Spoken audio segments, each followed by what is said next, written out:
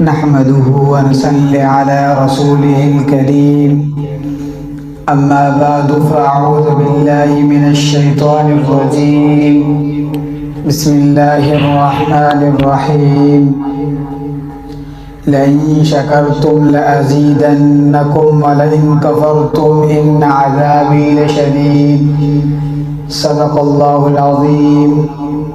محترم صدر مجلس، اساتذہ اکرام اور طلبہ ساتھیو، السلام علیکم ورحمۃ اللہ وبرکاتہ۔ آج میں آپ حضرات کے سامنے آزادی ایک نعمت ہے کے عنوان پر اپنے خیالات کا اظہار کرنا چاہتا ہوں۔ سامعین محترم، آزادی اللہ تعالیٰ کی عطا کردہ ایک انمول نعمت ہے جس کی قدر وہی جانتا ہے جس نے غلامی کی زنجیروں میں زندگی گزاری ہو۔ آزادی کا مطلب صرف جسمانی قید سے نجات نہیں بلکہ اپنے مرضی اور اصولوں کے مطابق زندگی گزارنے کا حق بھی ہے۔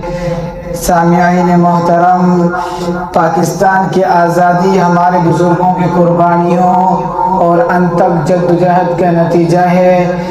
انہوں نے اپنے خون سے یہ چراغ جلایا تاکہ آنے والے نسلیں ایک آزاد فضا میں سانس لے سکیں۔ آزادی ہمیں یہ حق دیتی ہے کہ ہم اپنے دین پر عمل کر سکیں اور ترقی کے سفر میں آزادانہ قدم بڑھا سکیں۔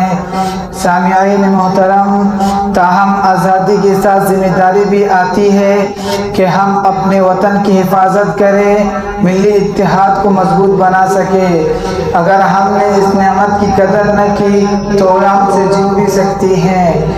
اللہ تعالیٰ کا ارشاد پاک ہے، لئن شکرتم لأزیدنکم ولئن کفرتم ان عذابی لشدید۔ لہذا آزادی کا شکر ادا کرنے کا بہترین طریقہ یہ ہے کہ ہم اپنے کردار، محنت اور قربان سے اپنے وطن کو مضبوط اور خوشحال بنائیں۔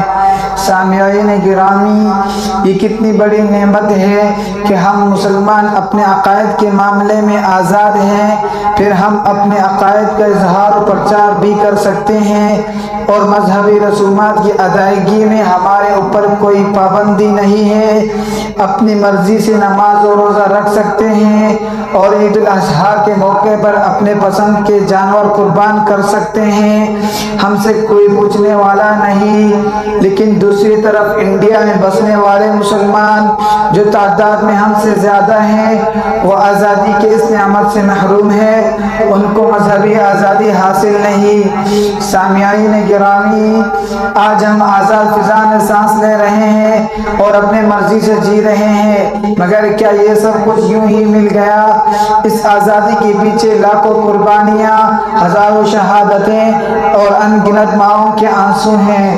یاد رکھیے، آزادی صرف ایک لفظ نہیں، یہ ایک امانت ہے، یہ ایک ذمہ داری ہے۔ یہ ہم سے سوال کرتی ہے، کیا تم نے قانون کا احترام کیا ہے، اپنے ملک کے وسائل کی حفاظت کی ہے، کیا بھائی چارہ اور اتحاد کو قائم رکھا؟ سامعین گرامی، ہمیں آزادی کی قدر کرنی ہے اور اپنے ملک کو اپنے جانوں سے عزیز رکھنا ہے، اس کی تعمیر و ترقی کو اپنا نصب العین بنانا ہے، اس لیے کہ ملک سے تو ہم ہیں، خدا نخواستہ ملک نہ رہا تو ہم بھی ناپید ہو جائیں گے۔ آؤ آج ہم عہد کریں کہ ہم اپنے آخری سانس تک اس کی حفاظت کریں گے، اس پر کوئی آنچ آنے نہیں دیں گے اور اپنے ملک کو دنیا کے نقشے میں ایک روشن ستارہ بنائیں گے۔ آخر میں بس اتنا کہوں گا، یہ بھیک نہیں آزادی مانگے سے بلا ملتی نہیں، یہ بھیک نہیں آزادی مانگے سے بلا ملتی نہیں، دل جوش ملا فریاد نہ کر، تاثیر نہ کر، تقریر نہ کر۔